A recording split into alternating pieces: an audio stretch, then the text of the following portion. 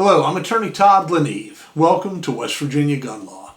Today I wanted to do just sort of a quick off-the-cuff video about the importance of not talking to the police when you're the subject of a criminal investigation. Stick around.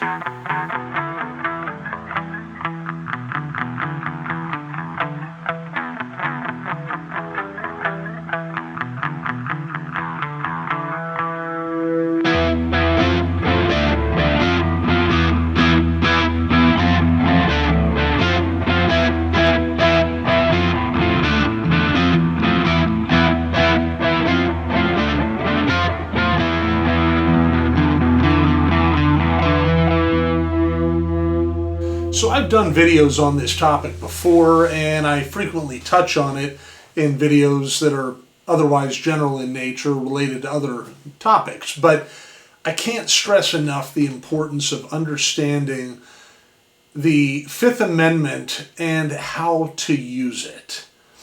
So many people that come in to see me have ended up speaking to the police, answering questions. They've given away every bit of information they have because very often I find that there's a general discomfort in not answering questions from law enforcement. And I get it. For most people, when we're being confronted with an authority like law enforcement, we tend to think, well, we have no other choice. We've got to do what they say or we're going to get in trouble.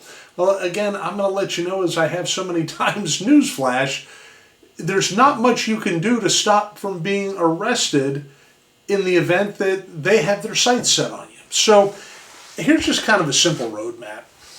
You don't have to talk to the police. The Fifth Amendment says so. The Fifth Amendment says you have the right to be free from self-incrimination. And what that means is you have the right to not have to tell on yourself. Nobody can force you to talk, to give information, to answer questions, to submit to tests, to any of that without you being able to speak to counsel of your own. And so very often when police initially show up and there's an investigation going on, it's human nature to, one, not like a void in communications. That kind of silence for about 3 seconds is uncomfortable. Imagine sitting there and having an officer ask question after question and not responding. For too many people, they just can't handle that awkward silence, and so they'll begin to talk. Here's the thing. The Constitution and the framers of this country understood that the government's burden is to establish your guilt. You don't have to prove your innocence. And so when they drafted the Constitution, and specifically the Fifth Amendment, they did so with the idea of giving us legal protection against answering questions that might be used against our interests. That's what the Fifth Amendment is really about, what the key element of the Fifth Amendment is really about. And so when you decline to answer questions from law enforcement, it's not that you're being a jerk. It's not that you're obstructing them, even if they try to suggest that it may be obstruction. That's not what it is. It's not that you're being a disagreeable sort. It's that you are exercising your constitutionally protected right to remain silent, to not incriminate yourself. So very often, police are slick at this, by the way. I've got a lot of cop friends that I talk to about this. I know I've got several that watch this channel, and I think every one of them would agree. They can be very smooth about how they get people to talk. And why do they want you to talk? Well, they want you to talk so that you will give them information that can be used against you in court, just like the Miranda warning says. So I was actually just talking today, Friday the 11th, with a court security officer who said he sat back and watched an encounter between a deputy and an individual who was the subject of an investigation just this past week. And the deputy was talking with this gentleman, and they were having just a very relaxed, casual conversation, and it went generally along the lines of, hey, listen, before we get into really talking about the case at all, let me just real quick, give you a Miranda warning so that we can get that part of it out of the way. And he read the Miranda warning to this gentleman and said, okay, hey, so, where were we? and picked right up. And the guy just happily went down the path of talking to the officer about the case. Never really once getting the importance of the fact that he had just been told anything you say can and will be used against you in court. I don't understand how people can be so blind to that warning. Why don't we just take it from the top? Here goes. I sped. I followed too closely. I ran a stop sign. I almost hit a Chevy. I sped some more. I failed to yield at a crosswalk. I changed lanes in the intersection. I changed lanes without signaling while running a red light and speeding. Again, I do get the human nature side of it. When we're in what we think is a conversation, we want to do our part. But we have to remember, when you're talking with a police officer, in the context of an investigation, criminal or otherwise, it's not a conversation. It's an interrogation. And we don't have to give information in an interrogation. It's one of the great things about the United States. We have the right to remain silent, and we have the right to not have that silence used against us. So while this is not an anti-police rant, I never do that on this channel. That's not my role. It's not my focus. I do want to make sure you understand that no matter how casual, no matter how friendly the officer may seem in the conversation that you think you're having, it's an interrogation, and what you say is going to be used against you.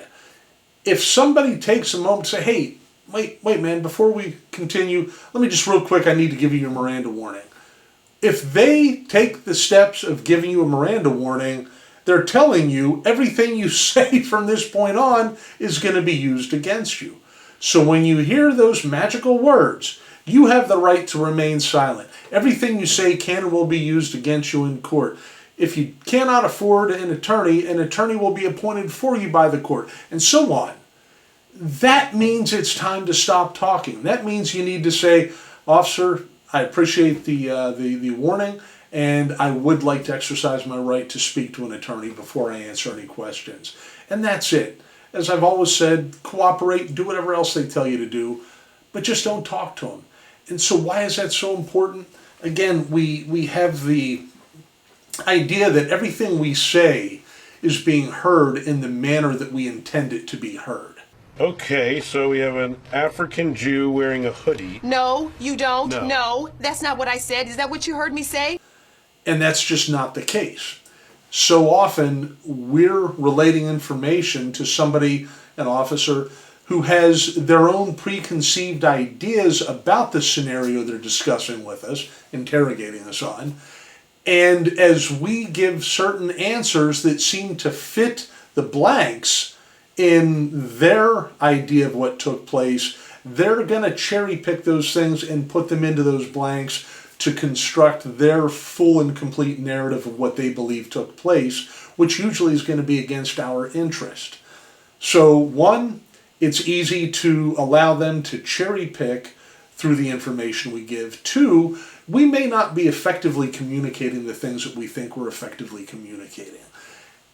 In order to have good, effective communication, the speaker's message needs to be heard by the hearer in the manner that the speaker intended and interpreted by the hearer in the manner that the speaker intended.